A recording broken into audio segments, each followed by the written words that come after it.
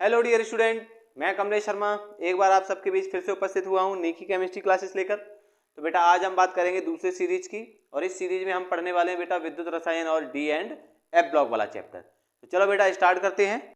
सबसे पहला जो आपका क्वेश्चन होगा बेटा, पहले क्वेश्चन की ओर चलते हैं। आप सबको पता है पहला क्वेश्चन तो आपका बहुविकल्पी आएगा। तो पहला आपका बहुविकल्पी क्वेश्चन कौन सा आएगा, अब उसकी बात करते हैं बेटा।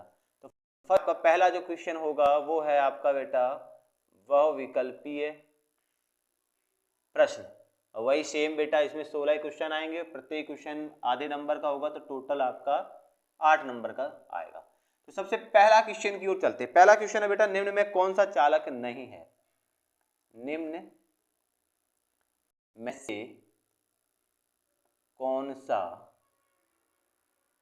चालक नहीं है?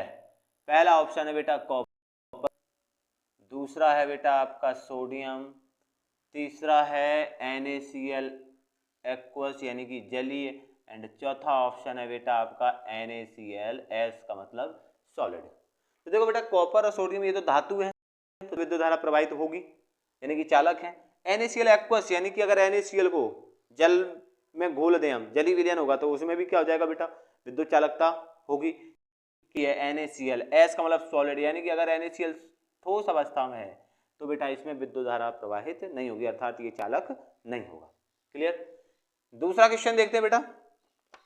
दूसरा है कि यदि सेल में चालकत्व, यदि सेल में चालकत्व एवं चालकता तुल्य हो, एवं चालकता तुल्य हो तो सेल स्थिरांक होगा। तो सेल स्थिरांक होगा। पहला ऑप्शन है बेटा 1, दूसरा 0, तीसरा ऑप्शन है बेटा 10 और चौथा ऑप्शन है आपका 1000। तो बेटा देखो जब चालकत्व और चालकता दोनों तुल्य होते हैं तो सेल स्थिरांक का मान कितना होता है? 1, क्योंकि चालकता और चालकत्व एकांक सेल स्थिरांक पर ही एक दूसरे के इक्वल होते हैं। तीसरा क्वेश्चन, थर्ड क्वेश्चन की ओर चलते हैं। सेल स्थिरांक की इकाई है, सेल स्थिरांक की इकाई है। पहला ऑप्शन है बेटा आपका ओम इनवर्स, सेंटीमीटर इनवर्स, दूसरा है सेंटीमीटर, तीसरा है बेटा ओम इनवर्स, सेंटीमीटर, एंड चौथा है बेटा सेंटीमीटर इनवर्स। तो बेटा क्या हो जाएगा सेल स्थिरांक की इकाई? सेल स्थिरांक की इकाई आप सबको पता है सेंटीमीटर इनवर्स। क्लियर। क्योंकि सेल स्थिरांक क्या होता है L अपॉन ए, एल क्या है आपका सेंटीमीटर अपॉन ए भी क्या है सेंटीमीटर स्क्वायर, तो स्क्वायर से ऊपर जाएगा तो ये पावर -2, -2 में से एक पावर जाएगी तो कितना बचेगा? पावर 1। क्वेश्चन नंबर 4 की ओर चलते हैं बेटा। क्वेश्चन नंबर 4 है कि चालकता की इकाई है, चालकता, या बेटा इसको ऐसे भी पूछ सकते हैं वो विशिष्ट चालकत्व है। समझ गए ना? विशिष्ट चालकत्व करके भी पूछ सकते हैं। चालकता या विशिष्ट चालकत्व की इकाई है, की इकाई है। पहला ऑप्शन है बेटा ओम इनवर्स, दूसरा है बेटा ओम इनवर्स सेंटीमीटर इनवर्स, तीसरा है बेटा ओम की पावर -2 सेंटीमीटर स्क्वायर और तुल्यांक की पावर -1 यानी कि इक्विवेलेंट 1, और चौथा और लास्ट ऑप्शन है बेटा ओम इनवर्स सेंटीमीटर स्क्वायर। तो बेटा विशिष्ट चालकत्व या चालकता की इकाई क्या होती है? ओम इनवर्स इनटू में सेंटीमीटर इनवर्स। फिफ्थ नंबर की ओर चलते हैं बेटा। अगला क्वेश्चन है कि यदि सेल में रेडॉक्स अभिक्रिया संपन्न हो रही हो, यदि सेल में रेडॉक्स अभिक्रिया संपन्न हो रही हो तो सेल का विद्युत वाहक बल होगा। तो सेल का विद्युत वाहक बल होगा ए धनात्मक, दूसरा ऑप्शन है ऋणात्मक, तीसरा ऑप्शन है बेटा शून्य एंड चौथा ऑप्शन है एक। तो देखो बेटा, यदि सेल में रेडॉक्स अपक्रिया संपन्न हो रही हो, मान लो रेडॉक्स अपक्रिया हो रही हो, तो सेल का विद्युत वाहक बल कैसा होगा?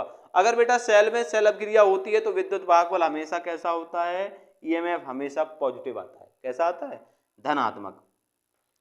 अगला चलते हैं बेटा क्वेश्चन नंबर 6 की ओर। लिखा है विद्युत श्रेणी के आधार पर, विद्युत रासायनिक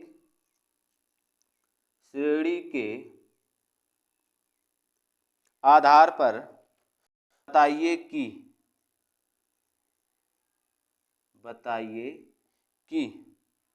जिंक एवं कॉपर से निर्मित सेल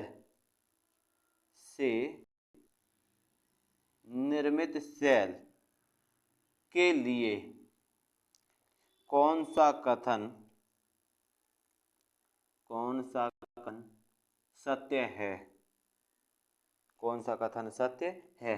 ए नंबर। क्वेश्चन में तो समझ में आ गया। विद्युत रासायनिक श्रेणी के आधार पर बताना कि जिंक और कॉपर से निर्मित सेल है। जिंक और से निर्मित सेल कौन है बेटा? Daniell cell. तो डैनियल सेल के लिए कौन सा कथन सत्य है उसकी बात करते हैं। तो पहला लिखा है कि बेटा जिंक कैथोड व कॉपर एनोड का कार्य करेंगे। दूसरा, जिंक एनोड व कॉपर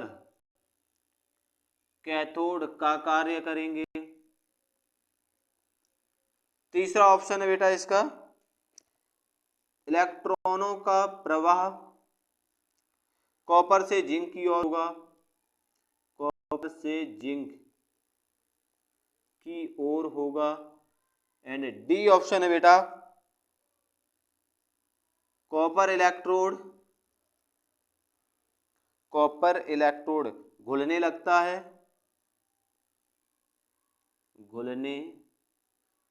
है और जिंक इलेक्ट्रोड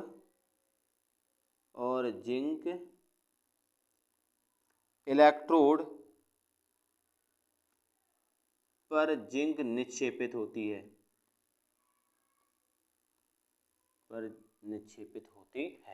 तो देखो बेटा, इन्होंने ये पूछा कि विद्युत रासायनिक श्रेणी के आधार पर बताइए कि जिंक और कॉपर से निर्मित सेल। तो जिंक और कॉपर से निर्मित सेल कौन सा बेटा? Daniell cell. तो इन्होंने ये पूछा कि डैनियल सेल के लिए कौन सा कथन सत्य है? जिंक कैथोड का और कॉपर एनोड का कार्य नहीं करता। दूसरा, जिंक एनोड व कॉपर कैथोड का कार्य ये करता है। बस यही ऑप्शन क्या है आपका? सही। हालांकि आगे की ऑप्शन भी हम देख लेते हैं। जैसे आगे लिखा है कि इलेक्ट्रॉन का प्रवाह कॉपर से जिंक की ओर नहीं, बल्कि जिंक से कॉपर की ओर, एनोड से कैथोड की ओर होता है। तो इसका मतलब ये भी गलत है। आगे लिखा है कि कॉपर इलेक्ट्रोड घुलने लगता है। कॉपर इलेक्ट्रोड कहाँ घुलता है बेटा? जिंक घुलता है ना। इसका मतलब ये तीनों के तीनों ऑप्शन क्या है? गलत है। एक ही ऑप्शन सही है। क्लियर? जल्दी से स्क्रीनशॉट लो बेटा, आगे चले। अब देखो बेटा, नेक्स्ट क्वेश्चन की ओर चलते हैं। नेक्स्ट क्वेश्चन है आपका 7 नंबर बेटा कि 1 मोल H2O के ऑक्सीजन में ऑक्सीकृत होने के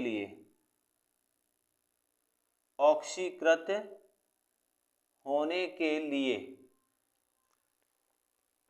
कितने कूलाम आवेश की आवश्यकता होगी? कितने कूलाम आवेश की आवश्यकता होगी? पहला ऑप्शन है बेटा आपका 1.93 × 10⁵ कूलाम। दूसरा बेटा आपका 9.65 × 10⁴ कूलाम। तीसरा ऑप्शन है 6.022 × 10⁻23 कूलाम। एंड चौथा बेटा 4.82 × 10⁻4 कूलाम। तो देखो बेटा, एक मोल में आवेश कितना होता है बेटा? 96,500 कूलाम। तो इसका मतलब ये वाला 9.65 × 10⁴ ये वाला आपका ऑप्शन होगा। ये तो बेटा देखो, जो 6.023 × 10⁻23 C लिखा है ना बेटा, ये नहीं होता। ये एक मोल में आवेश नहीं होता। एक मोल में आवेश होता है 96,500। ये तो एक मोल में कणों की संख्या होती है। क्लियर है ना? क्योंकि बहुत से बच्चे इसको लगा के आएंगे, तो इसको बहुत आपको ध्यान से देखना है। क्वेश्चन नंबर 8 देखो बेटा, लिखा है कि लोहे की शीट पर, लोहे की शीट पर विद्युत लेपन में, विद्युत लेपन में किसकी परत चढ़ाई जाती है? विद्युत लेपन में किसकी परत चढ़ाई जाती है? ए नंबर कार्बन की, बी नंबर कॉपर की, सी नंबर Zn की एंड डी नंबर Ni की। तो बेटा देखो, लोहे की शीट पर अर्थात लोहे पर, आपको ने बताया था ना बेटा, अगर लोहे को जंग से बचाना है तो आप इस पर जिंक की या टिन की, तो यहाँ पर बेटा टिन तो है नहीं, तो यहाँ पर क्या है आपके पास? जिंक है, जिंक की परत चढ़ाई जाती है। क्वेश्चन नंबर 9, क्वेश्चन नंबर 9 की बात करते हैं तो बेटा इसमें लिखा कि Fe+2 में, Fe+2 में अयुग्मित इलेक्ट्रॉनों की संख्या है, अयुग्मित इलेक्ट्रॉनों की संख्या है। पहला ऑप्शन 4, दूसरा 5, तीसरा 3 एंड चौथा 6। बेटा Fe कितना होता है? 26। 26 का मतलब वही बेटा Ar4s2 और 3d6। अब क्या हो जाएगा बेटा? Fe+2 है, यानी कि ये वाले इलेक्ट्रॉन गए तो 6, डी में 6 बचे, तो इसका मतलब अयुग्मित कितने बचेंगे? डी में 6 इलेक्ट्रॉन हो तो अयुग्मित कितने होंगे? 4। कितने होंगे? 4। आगे चलते हैं बेटा, लैंथेनाइड श्रेणी में, लैंथेनाइड श्रेणी में सामान्य ऑक्सीकरण अवस्था है, सामान्य ऑक्सीकरण अवस्था है। पहला ऑप्शन है बेटा +1, दूसरा ऑप्शन है +4, तीसरा +2 एंड चौथा ऑप्शन है +3। तो बेटा चाहे लैंथेनाइड हो चाहे एक्टिनाइड हो, सामान्य की बात करेंगे तो कितना होगा? +3 ऑक्सीडेशन नंबर होगा। 11वां नंबर देखो बेटा, देखा लैंथेनाइड श्रेणी, लैंथेनाइड श्रेणी का एक सदस्य, लैंथेनाइड सीरीज का एक सदस्य जो +4 ऑक्सीकरण अवस्था दर्शाता है, +4 ऑक्सीकरण अवस्था दर्शाता है। पहला ऑप्शन है बेटा Ce, दूसरा है Lu, तीसरा है Eu एंड चौथा है बेटा Pm। तो बेटा +4 वाला एक ही आपका एलिमेंट है, वो क्या है? Cerium, Ce। आगे चलते हैं बेटा क्वेश्चन नंबर 12 की ओर, लिखा है संक्रमण तत्व है। ये वाला क्वेश्चन तो आ ही जाना चाहिए, हालांकि ये भी सरल था, आ ही जाता आपको। संक्रमण तत्व है, पहला ऑप्शन है आपका बेटा S ब्लॉक के तत्व, S ब्लॉक के तत्व, दूसरा है बेटा आपका P ब्लॉक के तत्व, तीसरा है बेटा आपका D ब्लॉक के तत्व एंड चौथा है बेटा आपका F ब्लॉक के तत्व, F ब्लॉक के तत्व। तो बेटा संक्रमण तत्व हम किसे कहते हैं? D ब्लॉक के तत्वों को। आगे देखो बेटा क्वेश्चन नंबर 13 लिखा कि संक्रमण तत्वों का सामान्य इलेक्ट्रॉनिक विन्यास है, संक्रमण तत्वों का सामान्य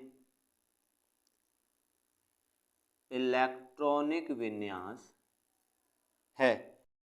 आपका ऑप्शन N-1D125, दूसरा लिखा बेटा N-1D1210 और NS1, तीसरा लिखा है N-1D021 0 to 10 NS12 एंड चौथा लिखा है बेटा इनमें से कोई। तो बेटा संक्रमण तत्व अर्थात डी ब्लॉक के तत्व, तो डी ब्लॉक तत्वों का सामान्य इलेक्ट्रॉन विन्यास क्या होता है? N-1D0 to 10 और NS1 से 2। नेक्स्ट जगह देंगे बेटा बोर्ड में, जल्दी से आप स्क्रीनशॉट लो।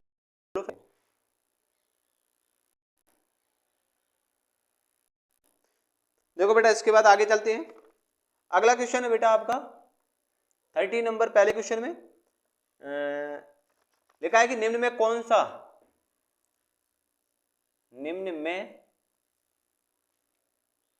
कौन सा संक्रमण तत्व, कौन सा संक्रमण तत्व सबसे अधिक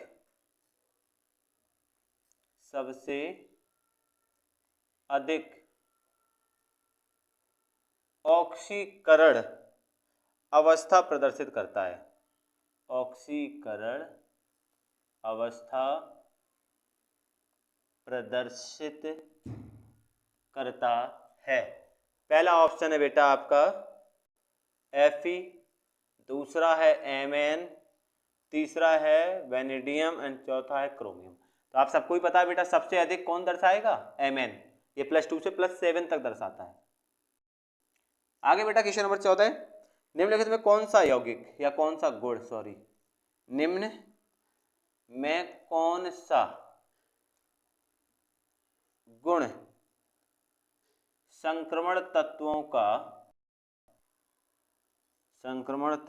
का नहीं है।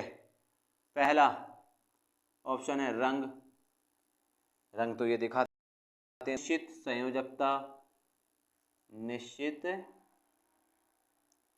संयोजकता, तीसरा है अनुचुंबकीयता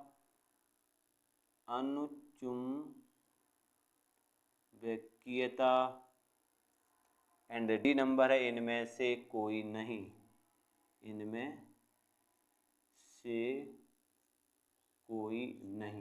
तो बेटा देखो जो आपके संक्रमण तत्व है ना वो परिवर्ती संयोजकता प्रदर्शित करते हैं, निश्चित संयोजकता नहीं। तो इसमें कौन सा गुण संक्रमण तत्व का नहीं है, निश्चित संयोजकता। आगे देखो बेटा लिखा है गन मेटल मिश्र धातु में होते हैं।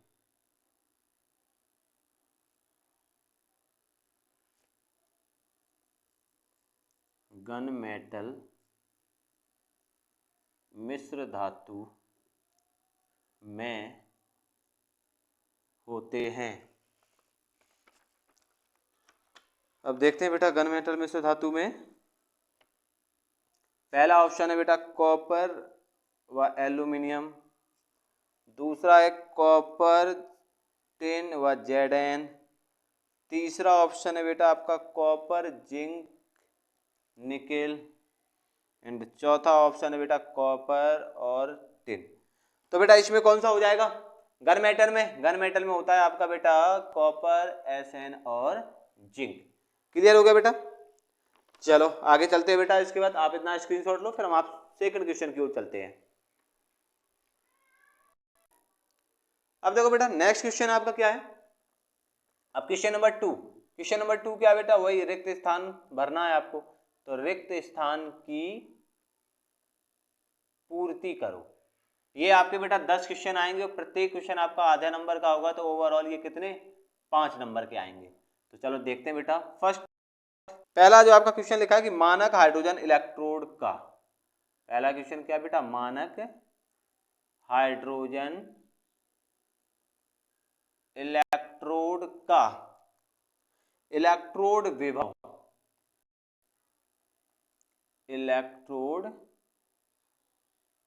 डॉट वोल्ट होता है, तो बेटा इसका आंसर क्या हो जाएगा, आंसर हम यहां पर लिखे दे रहे हैं 0 यानी कि 0 वोल्ट। कितना होगा बेटा, 0 वोल्ट। मानक हाइड्रोजन इलेक्ट्रोड का कितना होता है, 0 वोल्ट। तो अच्छा से 0 माना गया है ना, पढ़ा आपको पढ़ाया गया होगा। आगे देखो लिखा है साम्यावस्था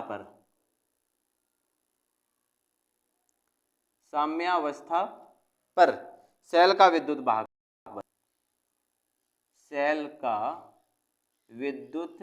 वाहक बल डॉट होता है, तो बेटा इसका भी आंसर क्या हो जाएगा 0। साम्यावस्था पर किसी भी सेल का विद्युत वाहक बल हमेशा कितना होता है, 0। तीसरा देखो बेटा, तीसरा लिखा है कि पीटी पृष्ठीय उत्प्रेरक का कार्य करती है, प्लेटिनम पृष्ठीय उत्प्रेरक का कार्य करती है। कार्य करती है, जिसमें H2 सतह पर, जिसमें H2 सतह पर डॉट डॉट हो जाती है, हो जाती है। इसका आंसर होगा बेटा हाइड्रोजन क्या हो जाती है, अधिशोषित हो जाती है। इसका आंसर होगा अधिशोषित। फोर्थ नेक्स्ट क्वेश्चन की ओर चलते हैं। देखा है ईंधन सेल, देखो बेटा ईंधन सेल, ईंधन सेल क्या करता है, ईंधन की रासायनिक ऊर्जा को, ईंधन की रासायनिक ऊर्जा को डॉट डॉट में परिवर्तित करता है, में परिवर्तित करता है। तो बेटा इसका आंसर क्या हो जाएगा। अब देखो ईंधन सेल क्या करता है, ईंधन की रासायनिक ऊर्जा को किसमें, विद्युत ऊर्जा में, किसमें बेटा, विद्युत ऊर्जा में परिवर्तित करता है। नेक्स्ट चलते हैं अगला क्वेश्चन की ओर। तो लिखा बेटा विद्युत रासायनिक सेल में, विद्युत रासायनिक सेल में डॉट डॉट रिक्त स्थान है आपका, का प्रयोग करते हैं, में का प्रयोग करते हैं। तो बेटा इसका आंसर क्या हो जाएगा, विद्युत रासायनिक सेल में हम किसका प्रयोग करते हैं, लवण सेतु का, किसका करते हैं, लवण सेतु का प्रयोग। नेक्स्ट है बेटा आपका क्वेश्चन नंबर 6, लिखा है मुद्रा धातु में, मुद्रा मतलब बेटा जिनकी पैसे बनते हुए ना, जैसे सोने का सिक्का, चांदी का, एल्यूमिनियम का सिक्का, ऐसे। तो मुद्रा धातु में डॉट डॉट डॉट विद्युत चालकता अधिक होती है, विद्युत चालकता अधिक होती है। तो देखो बेटा इसका आंसर क्या हो जाएगा, इसका आंसर हो जाएगा बेटा चांदी। चांदी एक ऐसी मेटल है जिसकी विद्युत चालकता सबसे अधिक होती है मुद्रा धातुओं में। और नॉर्मल धातु की भी बात करें, क्वेश्चन नंबर 7 की ओर चले बेटा। लिखा है बेटा आपका नेशनल अभिकर्मक, नेशनल अभिकर्मक डॉट डॉट डॉट होता है, होता है। तो इसका आंसर क्या हो जाएगा बेटा, नेशनल अभिकर्मक क्या होता है, K2HgI4 तथा KOH का मिक्सचर। नेक्स्ट चलते हैं बेटा 8वां क्वेश्चन की ओर। नेक्स्ट क्वेश्चन है आपका, पहले आपका बेटा रिक्त स्थान है, फिर लिखा है सफेद है परंतु गर्म करने पर पीला हो जाता है, परंतु गर्म करने पर कैसा हो जाता है, पीला हो जाता है। तो ऐसा कौन सा बेटा आपका, जिंक ऑक्साइड। जिंक ऑक्साइड पहले तो सफेद होता है लेकिन जब हम गर्म करते हैं तो ये कैसा हो जाता है, पीला हो जाता है। 9वें क्वेश्चन की ओर चलते हैं बेटा। डॉट डॉट डॉट विषैला है, मतलब जहरीला पदार्थ है बेटा। इसका आंसर हो जाएगा HgCl2। सबसे जहरीला क्या है, HgCl2। आगे लिखा बेटा लकड़ी, जिसको आप कास्ट भी बोलते हो, के परिरक्षण में, के परिरक्षण में डॉट डॉट डॉट पदार्थ है, परिरक्षण में प्रयुक्त होने वाला पदार्थ है। तो बेटा इसका आंसर हो जाएगा जिंक क्लोराइड। जिंक क्लोराइड क्या करता है बेटा, लकड़ी को परिरक्षित करता है। तो ये थे आपके रिक्त स्थान बेटा, जल्दी से इसका स्क्रीनशॉट लो फिर आगे क्वेश्चन के। आगे देखो बेटा, आगे हम बात करते हैं क्वेश्चन नंबर 3 की। अब क्वेश्चन नंबर 3 क्या बेटा आपका अति लघु उत्तरात्मक प्रश्न है, यानी कि बस एक लाइन या 1.5 लाइन में ही आपको क्वेश्चन को शॉर्ट हैंड करना है। तो आप देखते हैं बेटा इनमें कौन कौन से क्वेश्चन हैं। तो सबसे पहले हम बात करते हैं कि अति लघु उत्तरीय प्रश्न में बेटा आपके 8 क्वेश्चन आएंगे, जो कि एक एक नंबर का होगा। तो टोटल आपके 8 नंबर के ये क्वेश्चन आएंगे। तो इसमें पहला क्वेश्चन है बेटा कि ऐसी दो नाम कारण सहित लिखो, मतलब दो धातु और उनका कारण भी लिखना है। क्या है कि जो HCl से H2 को विस्थापित नहीं करेंगी। अब बेटा अगर हम विद्युत रासायनिक श्रेणी के बेस पर देखें तो जो धातुएं क्या होती है, हाइड्रोजन के नीचे स्थित होंगी, वो किसी भी अम्ल से H2 को विस्थापित नहीं। क्लियर है ना, क्यों नहीं कर पाएंगे, उसका रीजन देख लो यहाँ। तो लिखा बेटा कॉपर व सिल्वर, मतलब चांदी। कॉपर और चांदी यह दो धातुएं विद्युत रासायनिक श्रेणी में हाइड्रोजन के नीचे हैं, इनकी अपचयन विभव का मान जो है वो क्या है बेटा, हाइड्रोजन के नीचे होगा। अब जब अपचयन विभव का मान हाइड्रोजन से नीचे है तो सीधी सी बात है वो हाइड्रोजन से इनको विस्थापित नहीं करेंगी। तो वो धातुएं कौन सी है, कॉपर और सिल्वर विथ रीजन की। बस इतना ही लिखना है आपको एक नंबर में। नेक्स्ट क्वेश्चन बेटा, क्या निम्न अभिक्रिया संभव है, कारण लिखिए। मतलब एक इन्होंने अभिक्रिया दी है, वो अभिक्रिया क्या कि Sn+4 से Fe+2 के साथ रिएक्शन करवानी है, तो आपका Sn+2 और Fe+3 बने। क्या यह अभिक्रिया संभव है या नहीं है? तो देखो बेटा इसका आंसर क्या हो जाएगा तो आंसर लिखा है कि यह अभिक्रिया संभव नहीं है। भाई नहीं है, क्यों नहीं है, उसका रीजन ये रहा, क्योंकि बेटा Sn+2 की जो अपचायक क्षमता है ना बेटा वो Fe+ से अधिक है। यानी कि ये जो Sn+2 है ना इसकी अपचायक क्षमता इससे क्या है, ज्यादा। तो इसका मतलब है ये इसको तो रिड्यूस नहीं कर पाएगा, इसलिए ये वाली अभिक्रिया आपकी संभव नहीं होगी। क्लियर। नेक्स्ट देखो बेटा, नेक्स्ट लिखा है कि गैल्वेनिक सेल की कार्य प्रणाली में, गैल्वेनिक सेल मतलब डेलियन सेल की स्पेशली हम बात कर रहे हैं, जिस इलेक्ट्रोड पर ऑक्सीकरण होता है, मतलब ऑक्सीकरण की बात कर रहे हैं कि जिस इलेक्ट्रोड पर ऑक्सीकरण होता है उस इलेक्ट्रोड का नाम क्या है, समझाइए। अब बेटा देखो डेनियल सेल में दो ही इलेक्ट्रोड थे, कॉपर का और जिंक का। आप सबको पता है कि जिंक का इलेक्ट्रोड जो है ना वो एनोड की तरह कार्य करता है। क्लियर है ना। तो यही पूछा है कि जिस पर ऑक्सीकरण होता है, और आपको पता है कि संपूर्ण सेल अभिक्रियाओं में एनोड पर ऑक्सीकरण और कैथोड पर क्या होता है, अपचयन। तो इसका मतलब है इन्होंने सीधी सीधी से आपको हिंट दे दी कि इलेक्ट्रोड पर ऑक्सीकरण होता है, तो ऑक्सीकरण किस पर होता है बेटा, एनोड पर। तो इसका आंसर एनोड पर। अब इन्होंने ये कहा है कि समझाइए, तो अब थोड़ा सा समझा देते हैं एनोड को। तो एनोड पर तो क्या होगा, मतलब जिस पर ऑक्सीकरण होता है वो तो आपका एनोड है, और एनोड इसमें कैसा होता है आपका डेनियल सेल या गैल्वेनिक सेल। इलेक्ट्रोड पर बेटा इलेक्ट्रॉन की क्या होती है, कमी होती है, अर्थात हम कह सकते हैं कि इलेक्ट्रॉन यहाँ पर धनात्मक सॉरी आपका इलेक्ट्रोड धनात्मक होता है। दूसरा यह है ऋणात्मक सिरा होता है। कैसा होता है, ऋणात्मक। मतलब केवल और केवल एक सेल है बेटा डेनियल सेल जिसमें एनोड ऋण आवेशित और कैथोड कैसा होता है, धन आवेशित होता है। बाकी अपोजिट होता है, बाकी में आपका कैथोड जो है ना वो धन आवेशित होता है और एनोड बाकी में आपका क्या होता है, जो एनोड होता है वो धन आवेशित होता है और कैथोड ऋण आवेशित होता है। लेकिन केवल और केवल डेनियल सेल में ये क्रम क्या होता है, उल्टा होता है। क्लियर। आगे चलते हैं बेटा, किस परिस्थिति में गैल्वेनिक सेल वह परपथ में कोई धारा नहीं भेजेगा। मतलब ऐसी स्थिति है कि डेनियल सेल वह परपथ में विद्युत धारा का प्रवाह नहीं करेगा। तो बेटा आप सबको पता है कि डेनियल सेल से अगर हम लवण सेतु को हटा लें तो विद्युत धारा में सेल में विद्युत धारा नहीं होती। तो इसका मतलब है कि अगर लवण सेतु का प्रयोग ना किया जाए, यदि लवण सेतु का प्रयोग ना किया जाए तो फिर गैल्वेनिक सेल वह परपथ में कोई धारा नहीं भेजेगा। क्लियर। आगे देखो लिखा बेटा कि 3D श्रेणी में कौन सा तत्व का परमाणु आकार बड़ा है। तो आपको पता है बेटा कि आवर्त सारणी में लेफ्ट टू राइट जाने पर परमाणु आकार में लगातार कमी आती है। क्यों, क्योंकि बेटा आपका नाभिकीय आकर्षण बढ़ता जाता है। तो इसका मतलब है कि जहां से आप स्टार्ट करोगे तो SC से लेकर के क्या है आपका Zn तक है 3D सीरीज। तो 3D सीरीज में ही पूछा है, तो 3D सीरीज में आपका पहला ही तत्व है SC स्कैंडियम, जिसका परमाणु आकार क्या होगा बेटा, सबसे बड़ा होगा। आगे लिखा बेटा कि डी ब्लॉक में वाष्पशील धातुएं होती हैं और क्यों। डी ब्लॉक तत्व की अगर हम बात करें तो इन्होंने पूछा कि कौन सी धातुएं वाष्पशील होती हैं। तो बेटा आपका आंसर लिखा है कि Zn, Hg और Cd, जिंक, मरकरी वाष्पशील धातुएं हैं। क्यों है बेटा वाष्पशील धातुएं, क्योंकि इनका गलनांक और क्वथनांक क्या होता है, कम होता है। तो बेटा जल्दी से आप इन 6 क्वेश्चन का स्क्रीनशॉट लो, फिर आगे और भी 2 क्वेश्चन है, क्योंकि 8 क्वेश्चन आने वाले हैं ना, 2 और क्वेश्चन है, फिर आगे चलते हैं बेटा। अब देखो बेटा नेक्स्ट क्वेश्चन की ओर चलते हैं। नेक्स्ट क्वेश्चन क्या बेटा कि जिंक को संक्रमण तत्व नहीं माना गया, कारण दीजिए।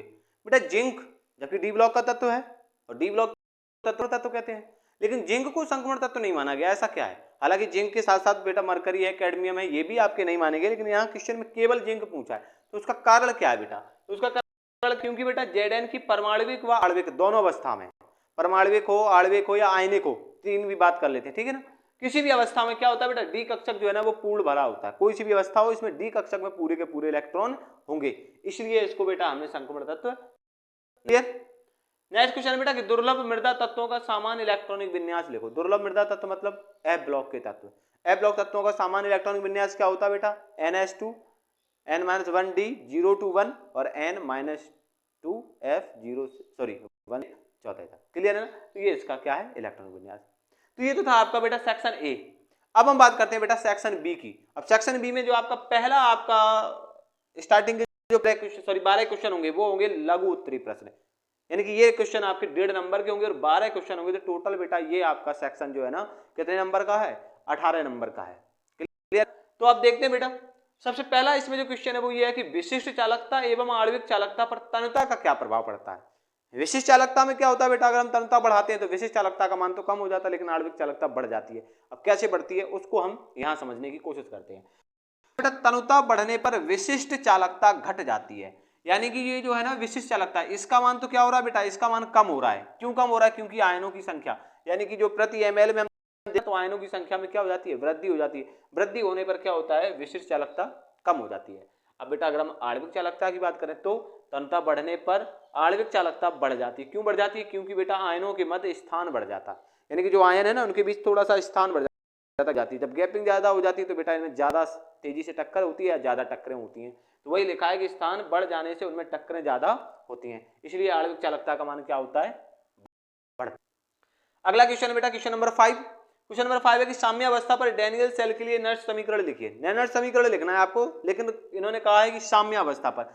वैसे क्या होता बेटा, यही समीकरण इस प्रकार से होता, अगर हम इसको लिखते तो ये होता बेटा आपका ई सेल बराबर ई नॉट सेल है ना, और फिर माइनस का 2.303 RTNF लॉग, फिर आपका क्या होता, आपका कॉपर प्लस ये, वो तो डैनियल सेल पे जो आपके इलेक्ट्रोड थे ये रहे। क्लियर है ना, तो ये रहता है। लेकिन बेटा इन्होंने कहा साम्य अवस्था पर ई सेल का क्या होता है, जीरो। जब ये जीरो हो जाएगा तो ये स्टेप इधर आ जाएगा, तो इसका मतलब ये हो जाता है आपका ई नॉट सेल बराबर माइनस का 0.05 बटा n log 10 Cu+2 upon Zn+2। तो ये है साम्य अवस्था पर डैनियल सेल के लिए नैनर्स समीकरण। आगे देखो बेटा लिखा है कि ईंधन सेल के महत्व लिखिए। भाई ईंधन सेल का महत्व क्या है, तो सबसे पहला तो महत्व यही है कि बेटा इसके द्वारा एक तो प्रदूषण नहीं होता, दूसरा इसमें कोई भी हानिकारक सह उत्पाद नहीं बनते, और तीसरी बेटा इस ईंधन मतलब इस सेल की दक्षता जो है ना वो सबसे ज्यादा होती है, लगभग 60 से 70%। क्लियर, तो ये आपके ईंधन सेल के क्या है, महत्व है। जल्दी से आपके स्क्रीनशॉट लो, फिर आगे चलते हैं। अब देखो बेटा नेक्स्ट क्वेश्चन क्या है कि विद्युत रासायनिक सेल व विद्युत अपघटनी सेल में अंतर लिखो। ठीक है बेटा, हमने आपके 4 अंतर लिख दिए, लेकिन आप तो 2 लिख के आ जाना, ठीक है ना। तो विद्युत रासायनिक सेल और विद्युत अपघटनी सेल में अंतर क्या है, तो पहले हम विद्युत रासायनिक सेल की बात करते हैं। तो बेटा यह सेल क्या करता है, रासायनिक ऊर्जा को विद्युत ऊर्जा में परिवर्तित करता है, जबकि विद्युत सेल बेटा विद्युत ऊर्जा को रासायनिक ऊर्जा में परिवर्तित करता है। दूसरे अगर हम बात करें इस सेल में, तो इस सेल में क्या होता है, रेडॉक्स अपक्रिया बेटा स्वतः मतलब अपने आप ही होती है, लेकिन इस सेल में रेडॉक्स अपक्रिया स्वतः होती है। तीसरा अगर हम देखें तो इसमें एनोड कैसा होता है बेटा, ऋणात्मक यानी कि नेगेटिव, और इसमें एनोड कैसा होता है, पॉजिटिव, और इसमें कैथोड नेगेटिव होता है, सॉरी पॉजिटिव होता है, इसमें कैथोड नेगेटिव होता है। क्लियर। आगे क्या लिखा बेटा कि विद्युत रासायनिक सेल में हम किसकी सेतु की आवश्यकता पड़ती है, लवण सेतु का प्रयोग करते हैं, लेकिन इसमें हमें लवण सेतु की आवश्यकता नहीं होती है, ये कहते हैं उसका हमें प्रयोग नहीं करना होता है। चलो आगे देखो बेटा क्वेश्चन नंबर 8 की ओर चलते हैं। बात है कि एकल इलेक्ट्रोड विभव का निर्धारण आप कैसे करोगे, सिंगल इलेक्ट्रोड का। मान लो हम कह दें कि ये जिंक की छड़ है बेटा, इसका इलेक्ट्रोड विभव निकालो, तो आप कैसे निकालोगे, तो बेटा इसको क्या करो, मानक हाइड्रोजन इलेक्ट्रोड के साथ जोड़ दो, एक सेल विभव से पूरा परपथ तैयार कर लो, जो उस परपथ का पूरे परपथ का विभव आए मान लेना कि वो आपका किसका था, उसी एकल इलेक्ट्रोड का था। तो वही है बेटा, मानक हाइड्रोजन इलेक्ट्रोड को एकल इलेक्ट्रोड के साथ जोड़कर इलेक्ट्रोड विभव ज्ञात कर सकते हैं। भाई मानक हाइड्रोजन इलेक्ट्रोड के साथ जोड़ दो, क्योंकि ये कैथोड और एनोड दोनों की तरह कार्य कर सकता है, तो इससे क्या हो जाएगा, परपथ तैयार हो जाएगा। जब परपथ तैयार हो जाएगा तो ही आप क्या करोगे बेटा, इलेक्ट्रोड विभव ज्ञात करोगे। अगला लिखा बेटा कि कोलराउस का नियम व एक अनुप्रयोग लिखो। कोलराउस का नियम क्या है बेटा, कोलराउस क्या था कि जब अनंतता की हम बात करें तो अनंतता पर किसी भी विद्युत अपघट्ट के जो धनायन है और ऋणायन है उनकी मोलर चालकताओं का जो योग होता है उसे ही हम कहते हैं बेटा नियम। क्लियर है ना। और इसका अनुप्रयोग क्या है, तो इससे हम बेटा क्या करते हैं, वियोजन की मात्रा ज्ञात कर सकते हैं। चलो देखते हैं। तो कोलराउस का नियम क्या लिखा है बेटा, अनंत तनुता पर किसी विद्युत अपघट्ट की मोलर चालकता, अनंत तनुता पर हम विद्युत अपघट्ट की मोलर चालकता की बात कर रहे हैं बेटा, उसके धनायन व ऋणायन की मोलर चालकता के योगफल के बराबर होती है। अर्थात lambda M infinitive is equal to lambda plus infinity lambda M infinity, यानी कि प्लस यानी कि धनायन अनंतता पर, ये ऋणायन है अनंतता पर। क्लियर, की मोलर चालकता। और अनुप्रयोग ये लिख रखा बेटा, इसकी सहायता से वियोजन की मात्रा ज्ञात कर सकते हैं। बेटा जल्दी से इसका स्क्रीनशॉट लो, फिर आगे चलते हैं। अब देखो बेटा नेक्स्ट क्वेश्चन की ओर चलते हैं। नेक्स्ट क्वेश्चन है कि जो संक्रमण तत्व है ना, ये परिवर्तनशील ऑक्सीकरण अवस्था दर्शाते हैं, क्यों? भाई संक्रमण परिवर्तनशील ऑक्सीकरण अवस्था क्यों दर्शाते हैं?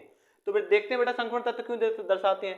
तो इनमें दो रीजन है बेटा, एक तो इसकी जो डी कक्षक है और जो बाह्यतम कोश की एस कक्षक है, यानी कि n-1d और ns कक्षक में जो ऊर्जा का अंतर है ना बेटा, वो क्या है, बहुत कम होता है। तो ऊर्जा का अंतर बहुत कम होने के कारण क्या होता है, इलेक्ट्रॉन इन कक्षक से और इनसे दोनों से चले जाते हैं। जब दोनों से जाएंगे तो सीधी सी बात है वो ज्यादा से ज्यादा ऑक्सीकरण अवस्था प्रदर्शित करेंगे, और वो कम ज्यादा दोनों कर देते हैं, ठीक है ना। परिवर्ती का मतलब क्या, परिवर्तित होती रहती है। अगर केवल और केवल एस से जाएंगे तो 2 या 1 दिखाएंगे, और डी से भी चला गया तो बेटा वो 2 से ज्यादा 3, 4, 5 कुछ भी दिखा सकते हैं। तो यही कारण है कि n-1d और ns कक्षक में ऊर्जा का अंतर ज्यादा ना होने के कारण ये क्या करते हैं, परिवर्तनशील ऑक्सीकरण अवस्था प्रदर्शित करते हैं। नेक्स्ट है बेटा कि जो संक्रमण तत्व के यौगिक है ना, वो अनुचुंबकीय होते हैं। संक्रमण तत्व के जो आपके संकुल यौगिक बनते हैं वो कैसे होते हैं, अनुचुंबकीय होते हैं, या यौगिक मान लो अनुचुंबकीय है, वो क्यों है? तो उसका भी रीजन क्या बेटा कि संक्रमण धातु आयन में अयुग्मित इलेक्ट्रॉन जो है ना वो बहुत ज्यादा होते हैं। जो संक्रमण धातु का जो आयन बनेगा ना, उनमें जो आपके अयुग्मित इलेक्ट्रॉन होते हैं वो क्या होते हैं, उपस्थित होते हैं। तो अयुग्मित इलेक्ट्रॉन उपस्थिति के कारण, देखो बेटा हमने सिर्फ रीजन लिखा है, आप क्वेश्चन को लिखोगे कैसे वो जरूर देख लो, इतना ही लिख के नहीं आना जितना हमने लिखा है। आप ऐसे लिखोगे बेटा n-1d व ns कक्षक में ऊर्जा का अंतर बहुत कम होने के कारण संक्रमण तत्व परिवर्तनशील ऑक्सीकरण अवस्था दर्शाते हैं। समझ गए ना। ऐसे यहां पर भी लिखोगे अनुचुंबकीय प्रकृति के होते हैं, क्यों? तो अयुग्मित इलेक्ट्रॉन के कारण संक्रमण तत्व के यौगिक अनुचुंबकीय प्रकृति के होते हैं। क्लियर। आगे देखो लिखा बेटा Cr+3 आयन के चुंबकीय आघूर्ण की गणना करो। तो बेटा हमने सबसे पहले तो इसका इलेक्ट्रॉनिक विन्यास लिखा। Cr+3 का इलेक्ट्रॉनिक विन्यास क्या होगा, Ar4s0 3d3, यानी कि डी में 3 इलेक्ट्रॉन है, वो देखो हमने ये दिखाई 1 2 3 5 कक्षक होती है ना, तो 3 में एक इलेक्ट्रॉन है, यानी कि तीनों अयुग्मित है, तो n का मान आ गया 3। अब बेटा चुंबकीय आघूर्ण क्या होता है आपका, म्यू बराबर n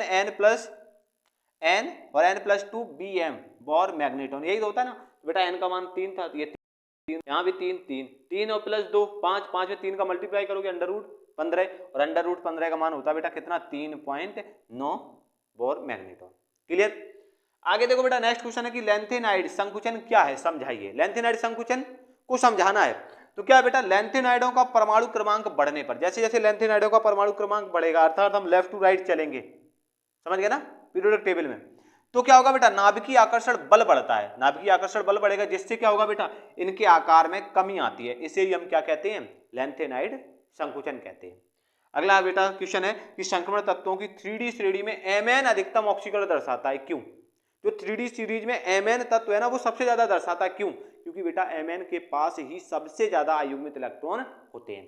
तो वही देखो लिखा बेटा, क्योंकि इसमें सर्वाधिक अयुग्मित इलेक्ट्रॉन पाए जाते हैं। तो आप इसको लिखोगे कैसे, लिखना है ऐसे इसको बेटा, संक्रमण तत्वों की 3D सीरीज में Mn अधिकतम ऑक्सीकरण अवस्था दर्शाता है क्योंकि इनमें सर्वाधिक अयुग्मित इलेक्ट्रॉन पाए जाते हैं। क्लियर। और फिर लास्ट क्वेश्चन बेटा कि संक्रमण तत्वों में संकुल यौगिकों के निर्माण की विशिष्ट प्रवृत्ति पाई जाती है। जो आपके संक्रमण तत्व है ना, इनमें संकुल यौगिकों के निर्माण की विशिष्ट प्रवृत्ति पाई जाती है। इसका कारण क्या है, इसके दो कारण है, वो दोनों लिख दिए मैंने। एक तो बेटा इनमें रिक्त 3D 4s और 4p यानी कि sp d, ये तीनों रिक्त कक्षक पाई जाती हैं और जिनकी ऊर्जाएं क्या होती हैं, समान। अब जब ये लगभग समान ऊर्जा की कक्षक है तो बेटा इनमें उचित संकरण भी होगा, क्योंकि संकरण में हमेशा समान ऊर्जा की कक्षक ही भाग लेती हैं। तो क्या होता है बेटा, इनमें उचित संकरण होता है। अब उचित संकरण होता है तो अलग अलग प्रकार की ये क्या करते हैं, विशिष्ट यौगिक बनाते हैं। और दूसरा क्या है कि धातुओं के एक से अधिक ऑक्सीकरण अवस्था, जैसे अभी यहाँ पर बताया था ना कि ये परिवर्तनशील ऑक्सीकरण अवस्था दर्शाते हैं, तो वही है बेटा, एक से अधिक ऑक्सीकरण अवस्था दर्शाते हैं जिससे एक से अधिक प्रकार के यौगिक ये बनाते हैं। क्लियर हो गया। जल्दी से बेटा इसका स्क्रीनशॉट लो, फिर हम सेक्शन सी की ओर चलते हैं। देखो बेटा अब आगे बात करते हैं, आपका चलते हैं सेक्शन सी पे। दीर्घ उत्तरीय प्रश्न बेटा 3 क्वेश्चन आएंगे और तीनों क्वेश्चन 3 नंबर के होंगे, टोटल आपका 9 नंबर का आएगा सेक्शन सी। अब सेक्शन सी में देखो बेटा क्वेश्चन आते कैसे, क्वेश्चन तो ये है, जैसे ये 3 नंबर का क्वेश्चन है, लेकिन है क्या बात बेटा, वही केमिस्ट्री में कोई भी क्वेश्चन 3 नंबर का नहीं होता। अब जो 3 नंबर का क्वेश्चन उसमें भी बेटा वो 2 या 3 क्वेश्चन पूछ लेंगे, या तो 1.5 नंबर का करके या 1 नंबर का। तो इसका मतलब है कि केमिस्ट्री में ज्यादा 1.5 नंबर का ही क्वेश्चन आएगा। जैसे इसमें देखो क्वेश्चन नंबर 16 में डैनियल सेल का नामांकित चित्र बनाइए और इलेक्ट्रोड पर होने वाली ऑक्सीकरण व अपचयन अपक्रिया के अर्धसंतुलित समीकरण लिखिए, और आगे लिखा कि इस सेल के लिए नेनट समीकरण का गणितीय रूप लिखिए एवं E0 और Kc में संबंध लिखिए। तो ये है 3 नंबर का एक क्वेश्चन, 16 नंबर। तो इसमें 3 क्वेश्चन हो गए। जैसे पहला क्वेश्चन डैनियल सेल का नामांकित चित्र, तो ये रहा बेटा डैनियल सेल का नामांकित चित्र।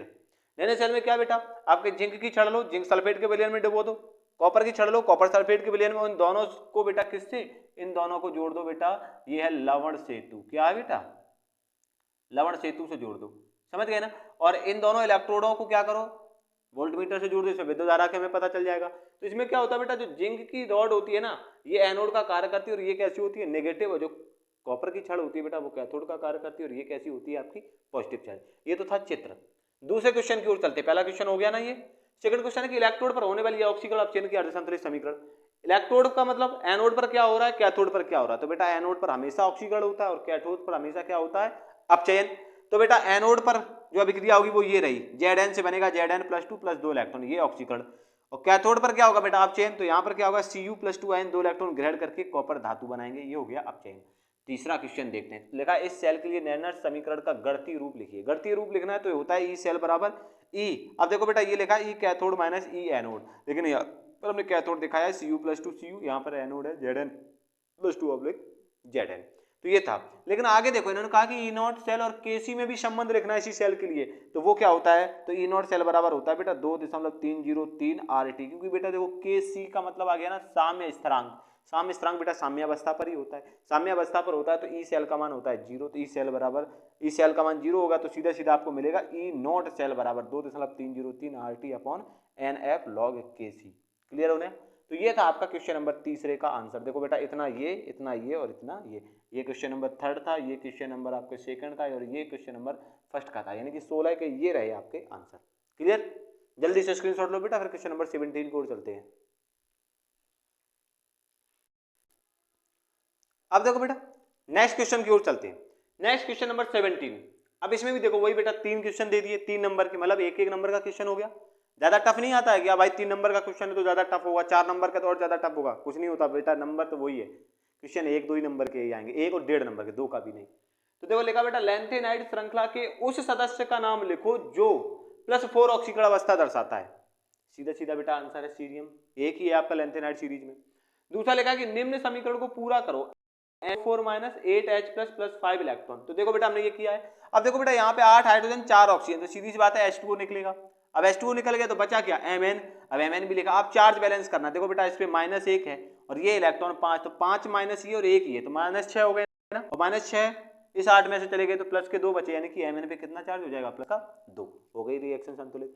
आगे देखो लिखा कि Mn+3 व Cr+3 में कौन अधिक अनुचुंबकीय है और क्यों है। तो देखो लिखा बेटा अनुचुंबकीय गुण अयुग्मित इलेक्ट्रॉन की संख्या पर निर्भर करता है, जितने ज्यादा अयुग्मित इलेक्ट्रॉन होंगे उतने ही ज्यादा उसका अनुचुंबकीय गुण होगा। तो आगे देखो लिखा हमने कि Mn+3 में तो 4 और Cr+3 में बेटा कितने, 3 अयुग्मित इलेक्ट्रॉन है। अतः Mn+3 में अधिक इलेक्ट्रॉन होने के कारण, अधिक इलेक्ट्रॉन तो नहीं लिख सकते बेटा, हम ये लिख सकते हैं कि अधिक अयुग्मित इलेक्ट्रॉन होने के कारण ये क्या होता है बेटा, अधिक अनुचुंबकीय होगा। किससे, Cr से। क्लियर है कि नहीं भाई, इन दोनों में से पूछा गया था ना, तो कौन सा अधिक होगा, तो Mn+3 अधिक चुंबकीय होगा।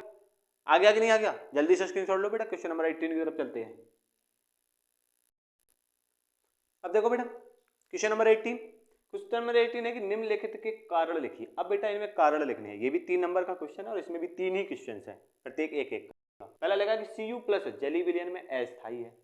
दूसरा कि Ti+4 आयन रंगहीन होता है, मतलब कलरलेस। और तीसरा लिखा कि संक्रमण तत्व है इनके यौगिक अच्छे उत्प्रेरक हैं। अब इनके कारण लिखने हैं, तो पहला हम देखो लिखते हैं बेटा कि कॉपर जो है ना, Copper+ वो जलीय विलयन में अस्थायी क्यों, क्योंकि यह जलीय विलयन में असमानुपातन दर्शाता है, वो रहा ये असमानुपातन। Copper+ के में 2 अणु लिए और 2 में से एक बना Cu+2 में और एक बना Cu में। क्लियर, तो ये इसलिए आपका क्या है, अस्थायी है। दूसरा देखो लिखा बेटा Ti4 आयन रंगहीन है। रंगहीन क्यों है, क्योंकि बेटा आपके इसमें अयुग्मित इलेक्ट्रॉन अनुपस्थित है। क्या है, अयुग्मित इलेक्ट्रॉन अनुपस्थित है। और तीसरा क्वेश्चन है कि संक्रमण तत्व और उनके यौगिक अच्छे उत्प्रेरक होते हैं, क्यों होते हैं बेटा, तो लिखा है कि संक्रमण तत्व के अपूर्ण कक्षक में अयुग्मित इलेक्ट्रॉन रहते हैं। अब अयुग्मित इलेक्ट्रॉन रहते हैं तो बेटा वो एक से ज्यादा ऑक्सीकरण अवस्था दर्शाते हैं। जब एक से ज्यादा ऑक्सीकरण अवस्था दर्शाते हैं तो बेटा उनमें संकुल यौगिक बनाने की प्रबल प्रवृत्ति होती है, इसलिए ये क्या है बेटा, आपके अच्छे यौगिक है। जल्दी से बेटा आप इसका स्क्रीनशॉट लो, फिर क्वेश्चन नंबर 19 और 20 और बचा है, सेक्शन डी, उसकी बात और कर लेते हैं। जल्दी से स्क्रीनशॉट लो बेटा। अब देखो बेटा नेक्स्ट क्वेश्चन की ओर चलते हैं। तो नेक्स्ट क्वेश्चन आपका बेटा सेक्शन डी से है। सेक्शन डी में आपके क्या होते हैं बेटा, 2 क्वेश्चन आते हैं 4-4 नंबर के, टोटल 8 नंबर का आता है सेक्शन डी। तो सेक्शन डी में पहला क्वेश्चन है बेटा कि संक्रमण धातु आयनों द्वारा दर्शाए गए रंग के उद्गम की व्याख्या निम्न बिंदुओं के आधार पर कीजिए। कौन कौन से बिंदु है? पहला है बेटा क्रिस्टल क्षेत्र विपाटन, दूसरा है डी संक्रमण और तीसरा है रंग परिवर्तन करने वाले कारक के नाम। और दूसरा क्वेश्चन क्या बेटा, एससी के समस्त यौगिक रंगहीन होते हैं। इसका रंगहीन होते हैं क्यों? ये 2 चीजें हैं आपकी। तो देखो बेटा, सबसे पहले हम पहले क्वेश्चन का ये आंसर देखते हैं, क्रिस्टल क्षेत्र विपाटन। तो क्रिस्टल क्षेत्र विपाटन क्या है बेटा, तो संभ्रंश कक्षक जो होते हैं। अब बेटा पहले हम संभ्रंश कक्षक की बात कर ले। होता क्या बेटा कि आपके जो डी में क्या होते हैं, जो आपका डी ऑर्बिटल है या डी कक्षक है, उनमें टोटल 5 कक्षक होते हैं। तो डी के पास 5 कक्षक हैं। उन 5 कक्षकों की ऊर्जाएं क्या होती है बेटा, समान होती हैं। उन समान कक्षक वाली ऊर्जाओं को ही हम बेटा समभ्रंश कक्षक कहते हैं।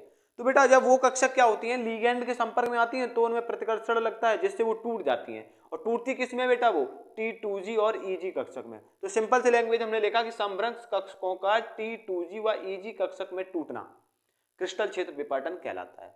अब होगा कि जब ये कक्षक में टूटेंगे तो इनमें बेटा T2G और EG कक्षक में क्या होंगे, कुछ अयुग्मित इलेक्ट्रॉन रहेंगे, 1 या 2 जो भी हो। तो उसके कारण क्या होता है, यौगिक की आयन आपको रंगीन दिखाई देता है।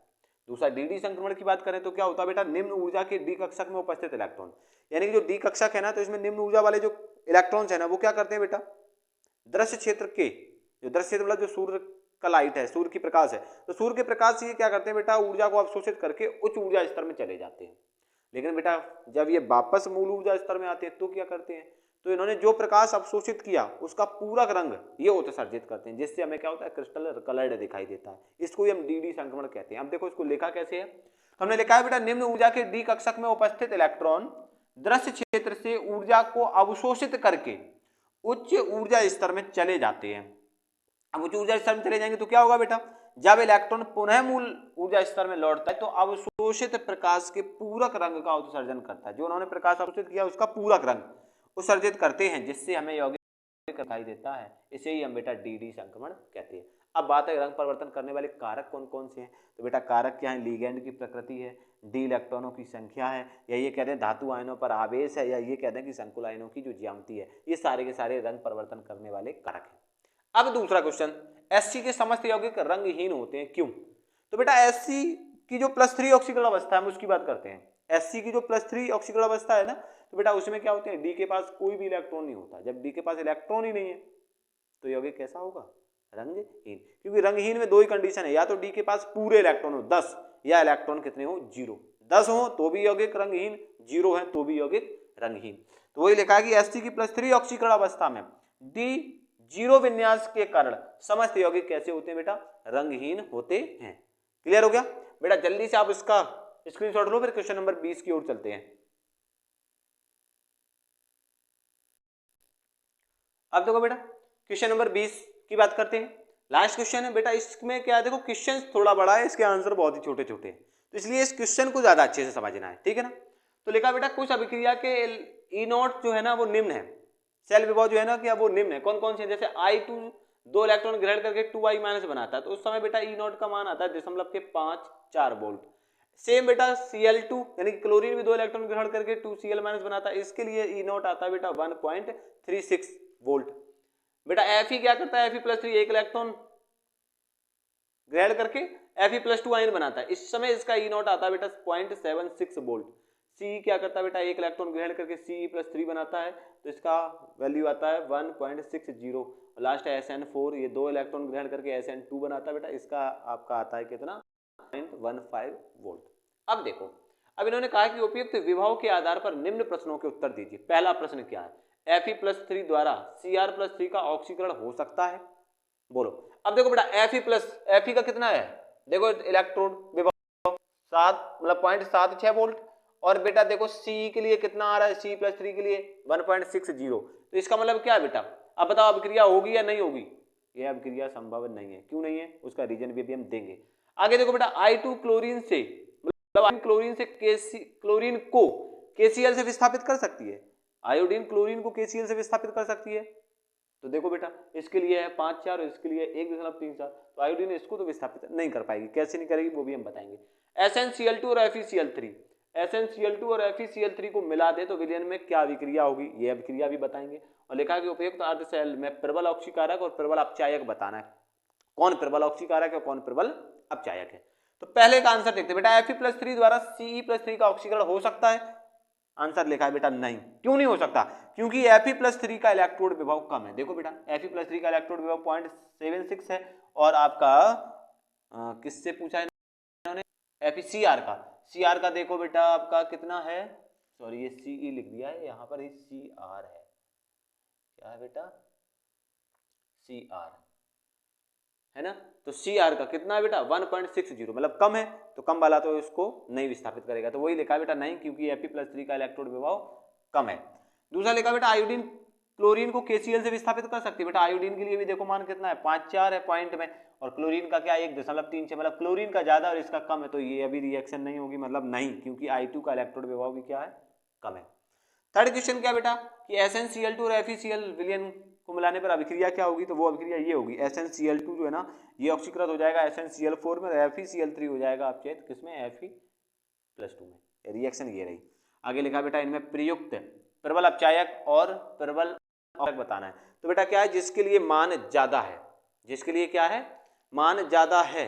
अब यहाँ पर क्या हो जाएगा बेटा, सॉरी यहाँ पर ये क्वेश्चन CE है, क्या है बेटा CE, तो यहाँ पर क्या हो जाएगा बेटा प्रबल ऑक्सीकारक हो जाएगा आपका Ce, क्योंकि इसकी वैल्यू सबसे ज्यादा है देखो ओवरऑल है ना, और प्रबल अपचायक जिसकी वैल्यू सबसे कम हो, सबसे कम वैल्यू किसकी है बेटा इसकी, तो सबसे कम ये है, तो ये प्रबल आपका अपचायक है। तो बेटा आपकी सेकेंड सीरीज यहीं पे समाप्त होती है। तो अगर आप सबको ये वीडियो लगे तो बेटा लाइक शेयर सब्सक्राइब जरूर करें और अपने दोस्तों को जरूर बताएं ताकि उन तक भी ये क्वेश्चंस पहुंच जाएं। धन्यवाद।